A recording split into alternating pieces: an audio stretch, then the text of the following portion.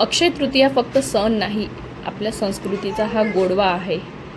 तर काय तुम्ही पण अशीच आखाजी साजरी करता का? चला बघूया व्हिडिओमध्ये पूर्ण व्हिडिओ नक्कीच बघा, स्किप करू नका.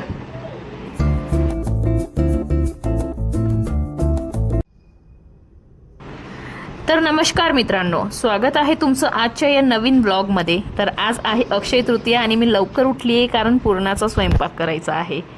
तर उठल्या माझं काम आहे डायरी लिहिणं. मी माझी एक पर्सनल डायरी लिहिते.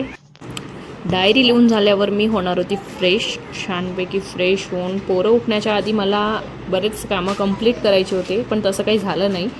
मी फ्रेश होत नाही तोपर्यंत पोरं उठून गेले होते. आणि हे माझ्यासोबत देवपूजा पण करत आहेत पोरं.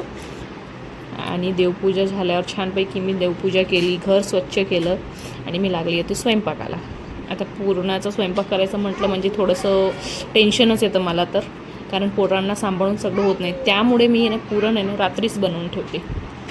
तर मी रात्री पुरण बनवून फ्रीजमध्ये ठेवून दिलं होतं छान, म्हणजे सकाळी तेवढा लोड कमी होतो. तर आता माझ्या किचनवर फार पसारा दिसत असेल तुम्हाला. तर आता मी बनवत होते मसाला आमटीसाठी आणि त्यानंतर मी करणार होते आंब्याचा रस. तर हा बघू शकता तुम्ही. तर आंब्याचा रस करताना मुलांनी मला प्रचंड जास्त त्रास दिला. हे त्यांना मी एक आंबा छानपैकी चिरून दिला, तेव्हा ते कुठेतरी शांत बसले, नाहीतर माझा आंब्याचा रस बोमलला असता. तर बघा, मी आता इथं छान आंब्याचा रस बनवते आणि आज मी नैवेद्य दाखवणार आहे. परत माझ्या सासूबाईंची आघाडी टाकणार आहे. मी आधी नव्हती करायची हे सगळं, पण आता माझ्या सासूबाई नाही आहेत, तर आता रिस्पॉन्सिबिलिटी माझ्यावर आली आहे. तर मी हे सगळं आता करते. हे मी सगळं जे काही करते म्हणजे आंब्याचा रस वगैरे नाही, पण जे नैवेद्य वगैरे दाखवायचं असतं, घागर भरायची असते, तर ते मी फर्स्ट टाईम करणार आहे. तर ते मी सगळं माझ्या मम्मीला विचारूनच करते. मी कधीच केलेलं नाही आहे आतापर्यंत. मी नॉर्मल दरवर्षी आखाजीला नॉर्मल आपलं पुरणपोळी नाही करायची, नॉर्मल पोळी आणि आंब्याचा रस, वरण भात असं स्वयंपाक करायची किंवा मम्मीकडे असायची. बऱ्याच बायका जातात ना माहेरी. तुम्ही पण माहेरी गेले आहेत का आखाजीला? आणि मी तर नाही गेली, कारण मला आता सासूबाईंची आघाडी टाकायची म्हटल्यावर मी आता जाऊ नाही शकत.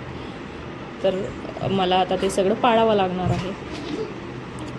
मी नंतर जाईल, काही प्रॉब्लेम नाही, तसं नंतर जाऊ शकते. तर हा आंब्याचा रस मी हाताने चोडूनच बनवते. तर का मला असाच आवडतो. मला मिक्सरमध्ये ग्राइंड केलेला अजिबात आवडत नाही. येस, मी याला ब्लेंडरने फिरवणार आहे, पण मी असं चिरून वगैरे नाही करत. मी लहानपणापासून बघते माझ्या आईकडे असाच रस व्हायचा आणि तो खूप छान लागतो. तर मलाही असाच आवडतो.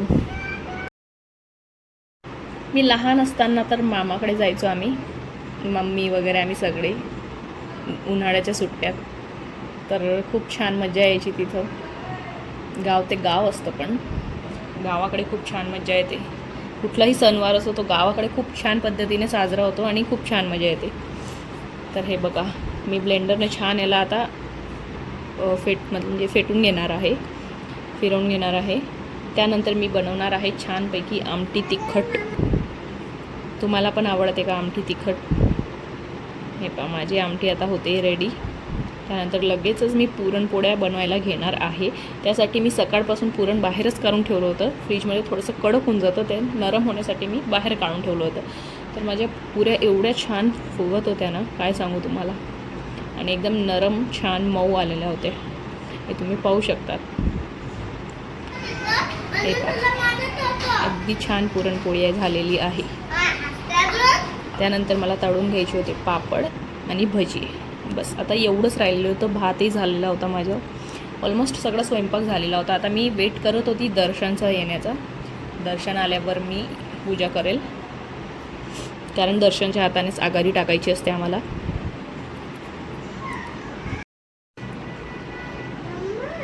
तर आता दर्शन ते माठ वगैरे घेऊन येणार होते.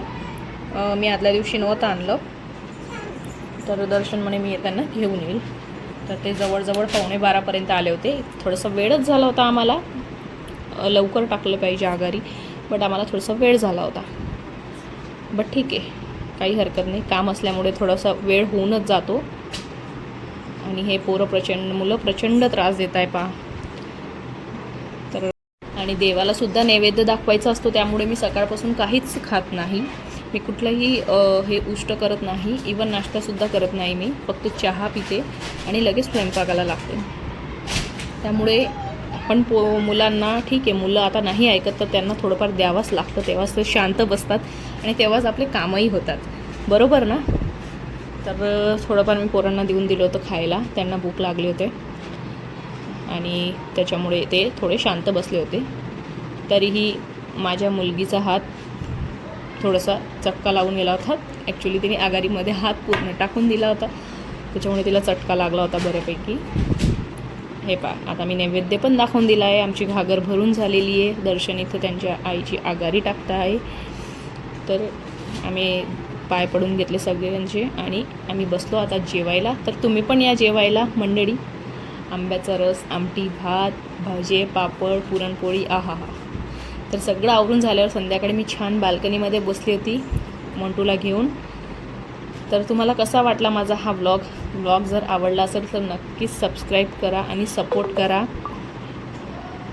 आमच्यासारखे छोटे व्लॉगर्सला, आणि लाईक करा आणि जास्तीत जास्त शेअर करा. चला, थँक्यू. भेटूया आपण नेक्स्ट व्लॉगमध्ये लवकरच.